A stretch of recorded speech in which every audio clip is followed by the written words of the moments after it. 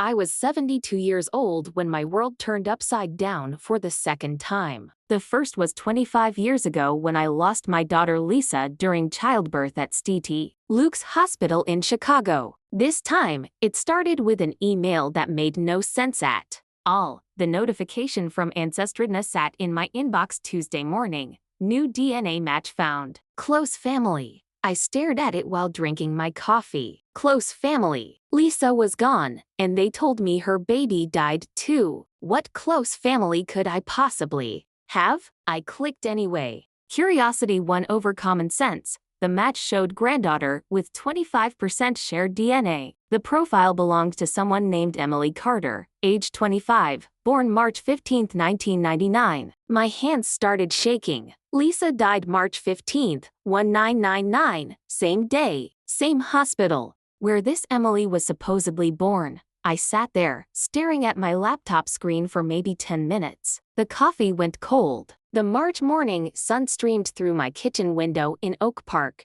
hitting the stack of medical journals I still read. Out of habit. Everything looked normal, but nothing felt normal anymore. 25 years ago, Dr. Harris delivered Lisa's baby at 3:47 a.m. I remember because I was there, still in my scrubs from my shift. Lisa had been in labor for 18 hours. When she started hemorrhaging, everything happened too fast. By the time they stabilized her, she was gone. Dr. Harris came out an hour later, still in his surgical clothes, and told me the baby didn't make it either. Internal complications, he said. Sometimes these things just happen. I kept Lisa's hospital bracelet all these years, her blood type, the date, even the room number, 314. I pulled it out of my jewelry box, where I'd kept it wrapped in tissue paper. Then I messaged Emily Carter. What else could I do? I kept it simple. Hello, Emily. I received a DNA match notification showing we're related. I'm wondering if you might have information about your birth parents. My daughter Lisa died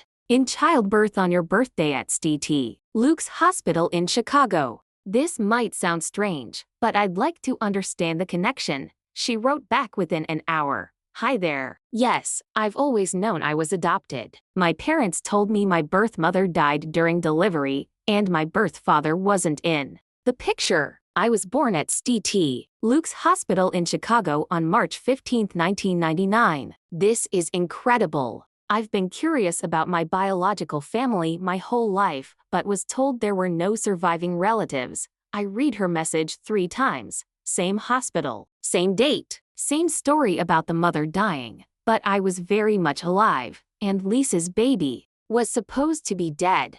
I wrote back, Emily, would you be willing to meet in person? I think there might be more to this story than either of us knows. Before we continue, please leave a comment telling us where you're watching from and subscribe to Still Got It True Stories channel. We're creating a community of incredible people who believe life's best chapters can happen at any age. Now, back to the story. We met Thursday afternoon at a coffee shop in River Forest, halfway between us. I got there early and ordered tea just to have something to do with my hands. When Emily walked through the door, I knew immediately. She moved like Lisa did, with purpose, but a little rushed. She had Lisa's dark brown eyes and that same habit of scanning a room before settling in. Mrs. Turner? Call me Vivian, honey. My voice came out steadier than I felt. Thank you for meeting me. She sat down, and I got a better look at her face. The cheekbones were Lisa's, but there was something in her expression I'd never seen in my daughter, a weariness,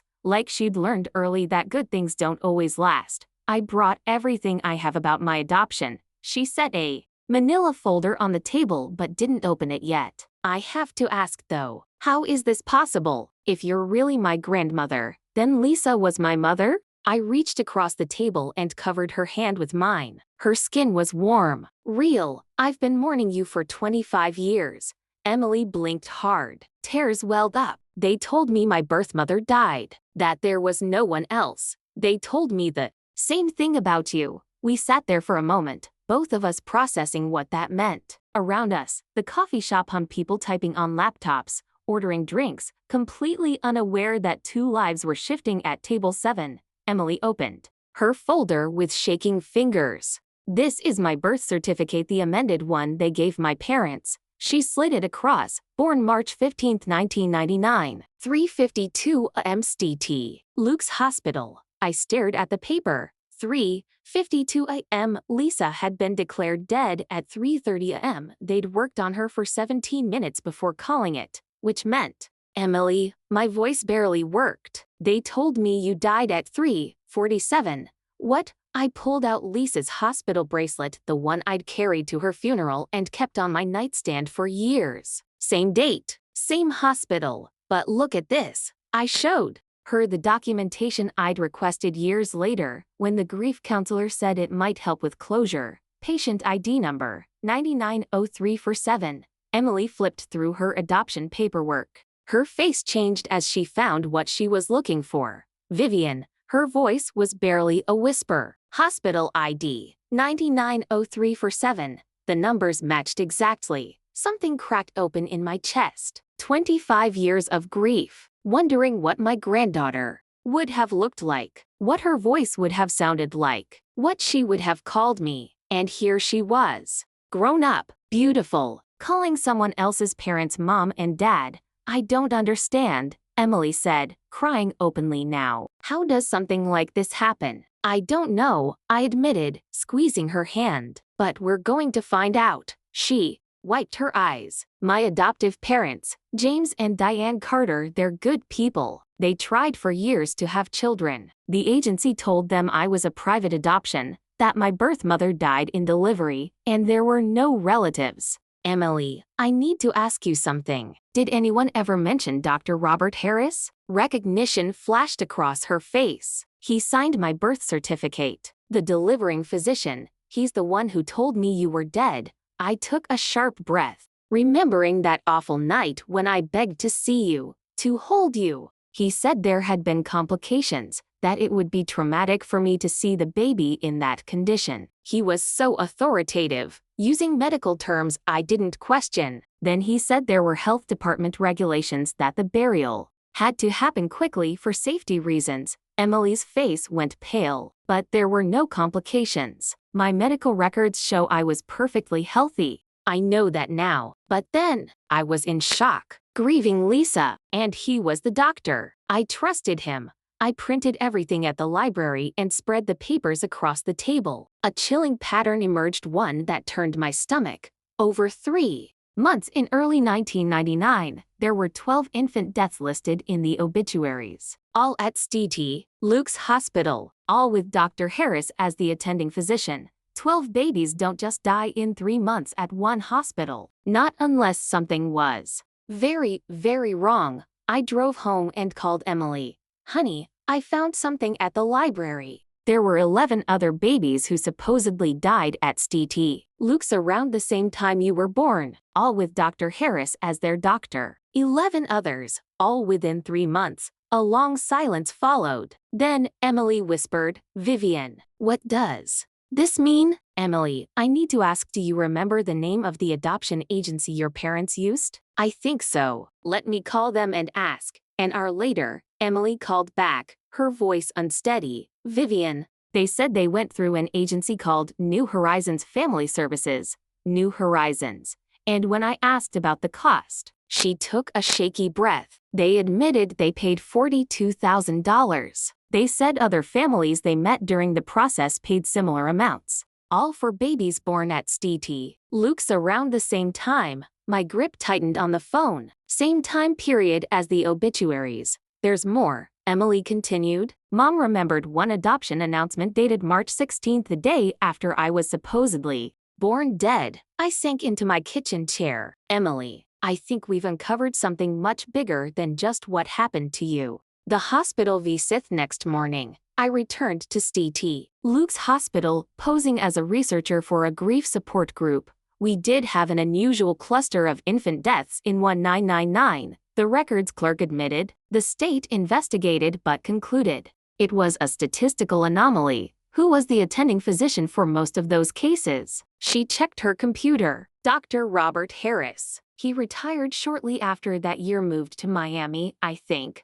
I sat in my car, numb. Then I drove to my old neighborhood. Mrs. Rivera, A retired hospital janitor who still lived nearby answered the door. Mrs. Rivera, do you remember anything unusual about Dr. Harris back in 1999? She glanced around, then lowered her voice. That man had too much money for a public hospital doctor. New cars, expensive suits, and strange meetings in his office. After hours, men in suits, not medical staff, looked like lawyers or businessmen. Always secretive. The police investigation be Sunday. I knew this was bigger than local cops. I called the Chicago Police Department and was transferred to Detective Mark Reyes, Organized Crime Unit. Mrs. Turner, he said slowly, you're saying a doctor faked infant deaths and sold the babies? I'm not saying it, detective. I'm proving it. I spread my evidence across his desk. Obituaries, Emily's adoption papers, hospital records, and a timeline linking the deaths to adoptions. Detective Reyes studied the documents, his expression darkening. If this is true, we're looking at federal charges: medical fraud, falsified death certificates, illegal adoptions. What about the adoptive parents? I asked. People like James and Diane Carter, they didn't know. Legally, they're victims, too. But emotionally, he sighed. This will destroy families. Breaking the news on Tuesday, Detective Reyes called with updates. New Horizons Family Services was technically licensed, but red flags were everywhere. Too many private adoptions, too fast, mostly from St. Luke's. They shut down in late 1999 before the state could take action. And Dr. Harris? We're tracking him. He's in a gated community in Miami, living far above a public hospital doctor's means. Meanwhile, Emily called me in tears. Vivian, I told my parents about the investigation. Mom's terrified I'll be taken from them. What if the adoption's declared invalid? What if I'm not even Emily Carter? My heart ached. You're their daughter, no matter what. But the people who did this, they need to answer for it. The final lead-in Thursday, Detective Reyes called again. We found Dr. Harris, but Mrs. Turner, he wasn't the mastermind. He was just the supplier. Someone else ran this operation. Who? We're digging. But first we need to find Nancy Phillips. Confronting Nancy Phillips Friday afternoon, Detective Reyes and I walked into St. Luke's Hospital together. The maternity ward looked different now, modern equipment, fresh paint, but the smell was the same. That sterile mix of antiseptic and hope I'd known for 40 years. Nancy Phillips stood at the nurse's station, updating charts. When she saw me, her face drained of color. Hello, Nancy, I said. We need to talk. She looked like she'd seen a ghost. In a way, she had. To her, I was just another grieving mother who'd vanished into her grief. Vivian Turner, she whispered. What are you doing here? Detective Reyes stepped forward, badge in hand. Miss Phillips, I'm Detective Reyes with the Chicago PD. We have questions about events in 1999. Nancy's hands trembled. She sat down, her pen, eyes darting around the station as if searching for an escape. I don't understand. What events? Let's find somewhere private, I suggested. We ended up in a small conference room. Nancy sat across from us, hands clenched in her lap. She'd aged more than I expected, hair gone gray, deep lines around her eyes, the kind of weariness that comes from decades of sleepless nights. The confession, Nancy, I began. Do you remember? The night my daughter Lisa died? March 1999. Her voice was barely audible. It was a difficult delivery. We lost both mother and baby. Except we didn't lose the baby, did we? Nancy's composure shattered. For a moment, I thought she might collapse. Detective Reyes leaned in. Miss Phillips, we have evidence that multiple infants were falsely declared dead at this hospital in 1999, all during Dr. Harris shifts. Those babies were placed through New Horizons Family Services. I don't know what you're talking about. But her voice wavered. Nancy had never been a good liar. Nancy, I said gently, I found my granddaughter, Emily Carter. She's 25, healthy, and alive. DNA confirmed it. Nancy broke. She buried her face in her hands, sobbing, not quiet tears, but the raw, heaving cries of someone carrying a guilt too heavy to bear. I didn't want to do it, she choked out. But Dr. Harris said we were helping giving babies to families who couldn't have children, giving them better lives. Detective Reyes placed a recorder on the table. Miss Phillips, I'm recording this. You have the right to remain silent and to an attorney. I don't want a lawyer, Nancy said, wiping her eyes. I've waited 25 years for someone to ask. She looked at me, her gaze broken. Vivian, I'm so sorry. You have no idea how many nights I've laid awake thinking about you. The truth about that night, tell me what happened, I demanded. Nancy took a shaky breath. Lisa was hemorrhaging badly after delivery. We worked on her for 20 minutes, but we couldn't save her. The baby, though Emily was perfect, healthy, no complications. Then why tell me she died? Dr. Harris pulled me aside, said there was a couple who'd been trying for years to have a child, that Emily would have a better life with them than in foster care, since there was no father listed. And you were. She trailed off. I was what? You were 57. Dr. Harris said it wouldn't be fair to burden you with a baby at your age, especially after losing Lisa. Rage burned in my chest. That wasn't his decision, or yours. I know that now, Nancy whispered. But back then, he made it sound noble, said the agency would handle everything legally, that the baby would go to a loving family who could give her opportunities you couldn't. The scale of the operation Detective Reyes' pen hovered over his notepad. How many times did this happen, Miss Phillips? A long silence. Then, over 3 years. Maybe 15 babies. Maybe more. Dr. Harris handled the arrangements, but I helped with deliveries and paperwork. What kind of paperwork? Falsified death certificates. He listed causes like respiratory failure or cardiac arrest conditions that required immediate cremation. She swallowed hard. I signed the nursing notes to support his claims. And the adoptive parents? They thought they were getting babies whose mothers had died or couldn't care for them. The agency told them it was all legal. Most paid $30,000 to 50,000. Where did that money go? Nancy stared at her hands. Dr. Harris took most of it. The agency got their cut. And she hesitated, shame flooding her voice. He gave me $5,000 per baby, called it compensation for the emotional toll. $5,000, 15 babies, $75,000 for stealing children from their families. The mastermind's Nancy, who ran New Horizons. I don't know their real names. Dr. Harris just called them his contacts. A man and woman, always well-dressed, professional. They handled placements. Described them. Detective Reyes pressed. The man was tall, 40 seconds, expensive suits. The woman was younger, polished, with a slight southern accent. They drove luxury cars. I assumed they were successful. How did Dr. Harris know them? He said they met at medical conferences. Claimed they were helping families across Illinois and Indiana, a legitimate operation that just bent a few rules. I studied Nancy, this woman I'd once trusted, who'd watched me grieve for 25 years. Did you ever consider telling me the truth? She nodded, fresh tears falling. Every day, especially after Dr. Harris retired.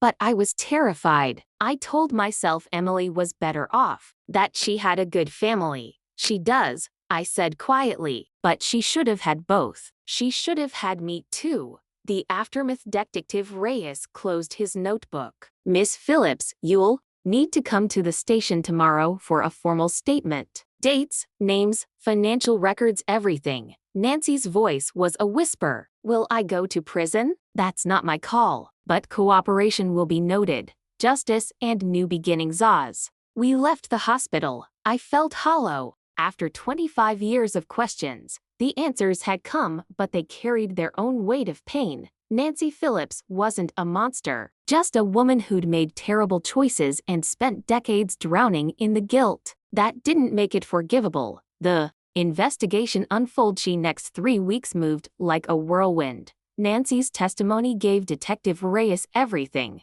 Names, dates, even financial records she'd hidden in her home. Too scared to destroy them. Too scared to confess. Dr. Harris' arrest came on a Tuesday morning. FBI picked him up at his Miami estate. Detective Reyes told me. Extradition to Illinois is underway. The couple behind New Horizons remained elusive. Interstate adoption fraud rings don't unravel overnight, Reyes admitted. I sat at my kitchen table, staring out the same window where I'd first read Emily's DNA match. The world outside hadn't changed, but mine had. What now? I asked, with Nancy's evidence. Harris faces 15 to 20 years for fraud, falsified death certificates, and illegal adoptions. Building a family from broken pieces that afternoon. Emily visited my house for the first time. No more coffee shops or cautious meetings. She brought photo albums from her childhood with James and Diane Carter, page after page of moments I'd missed. First steps in a sunny backyard, birthday cakes with too many candles, high school graduation, her smile mirroring Lisa's. Look at this one, Emily said, pointing to an 8-year-old version of herself, gap-toothed and grinning. Mom said I swore the tooth fairy was a tiny dentist collecting teeth for research. I laughed despite myself. That's Lisa's logic. She once told me clouds were sky sheep. Emily grew quiet, tracing a photo in her cap and gown. Vivian, are you angry at my parents for raising me? I'd wrestled with this for weeks. The Carters had loved Emily fiercely, never knowing their joy was built on my loss. No, sweetheart, they gave you the love you deserved. Dr. Harris stole from me. They just loved you. She wiped her eyes. They're terrified you hate them. They want to meet you. Tell them I'd like that. We're all victims here. Healing only happens together. The plea dealt. Weeks later, Dr. Harris' lawyer offered a deal, names, financial trails, and the full scope of the network spanning 5 states and hundreds of illegal adoptions in exchange for a reduced sentence. Hundreds? I asked Detective Reyes, stunned. Parents told their babies died. Adoptive families thinking they'd gone through legal channels. This is a national scandal, Vivian. The sentence in court. Dr. Harris looked nothing like the arrogant doctor I remembered, just a frail man in an orange jumpsuit, avoiding everyone's gaze. His plea, guilty to fraud, conspiracy, and falsifying records. His lawyer's request, 12 years, parole in 8. The prosecutor's counter, 15 years minimum, parole possible at 10. The judge fixed him with a steely gaze. Do you understand you're admitting to stealing children from their families? Harris finally looked up directly at me. I told myself I was helping, but it was just greed. No prison sentence can give back the years I stole. Final ruling, 15 years, parole in 10 with full cooperation. Epilogue, choosing a new statistics. Months later, Sunday dinners with Emily, sometimes just us, sometimes with the Carters. Federal investigators tracking 300+ affected families across the country. My house in Oak Park still the same, but now filled with Emily's laughter. We're not trying to reclaim the past. We're building something new. She calls to ask about Lisa. We sit in comfortable silence, making up for lost time. It's not the family I thought I'd lost, but it's the one we're choosing to create. Final notes for YouTube. That's my story. What do you think? Was I right to include Emily's adoptive parents in our new family? Let me know in the comments. Don't forget to subscribe for more real-life stories of resilience.